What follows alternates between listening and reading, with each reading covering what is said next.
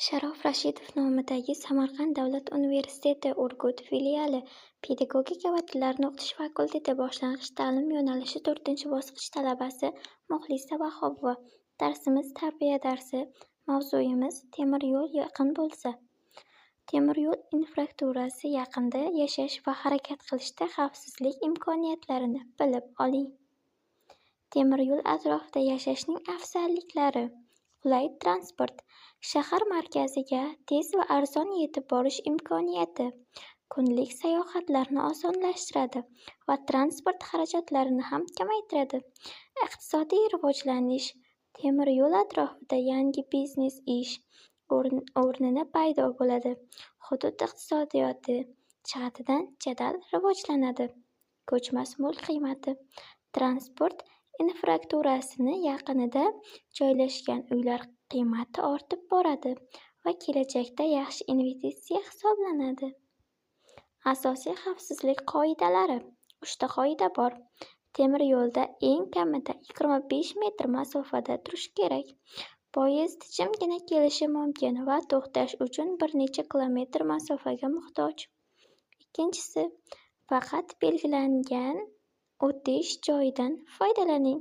Tasodifiy joylardan kesib o'tish hayot uchun xavfli. Maxsus ko'priklar va tunnellardan foydalaning. Uchinchidan, naushnik taqqan holda yaqin yurmang.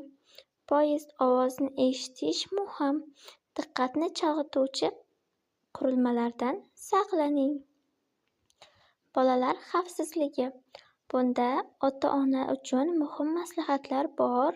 Bolalarni temir yo'l xavfsizligi haqida o'rgatish, o'yin maydonchalari temir yo'ldan uzoqroqda bo'lishiga e'tibor berish, bolalari bilan birga xavfsiz yo'llarni ko'rsatib o'tib ketish. Eslab qoling, shu yerda bolalar uchun poyezd bu o'yinchoq emas, balki xavfli transport vositalaridir.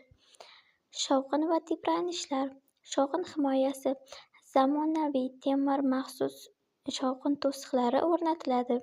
Uyingizni qo'shimcha izolyatsiya bilan himoyalang.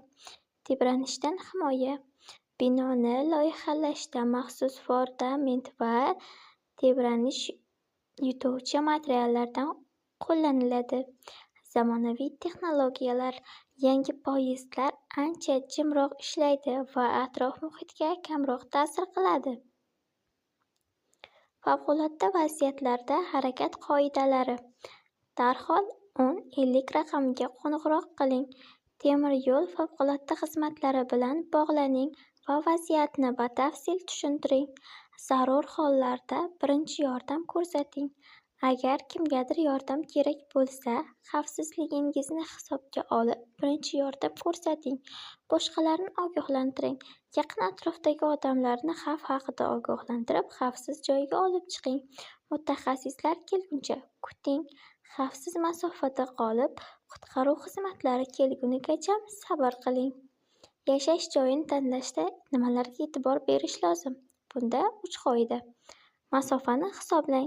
Xavfsizlik uchun uyingiz temir yo'ldan kamida 50 metr uzoqlikda joylashgan bo'lishi kerak. Bu shovqin va xavfni kamaytiradi. O'tish joyini tekshiring. Yaqin atrofda xavfsiz piyodalar o'tish joylari, ko'prik yoki tunnellar borligiga ishonch hosil qiling. Transport qulayliklarini baholang. Eng yaqin betakror qanchalik uzoqda transport vositalari qanchalik tez qatnaydi? Bularni oldindan bilib oling. Xulosa: xavfsiz va farovon yashaylik. Qoidalarga rioya qiling. Xavfsizlik qoidalarini doimo yodda tuting va ularga amal qiling. Imkoniyatlardan foydalaning. Temir yo'lni transport va iqtisodiy afzalliklarini to'liq ishlatib boring. Jamiyatda faol bo'ling. Mahallangizni yanada xavfsiz va qulay joyga aylantirish uchun hamkorlik qiling. Temir yo'l yaqinida yashash bu imkoniyat va mas'uliyat. To'g'ri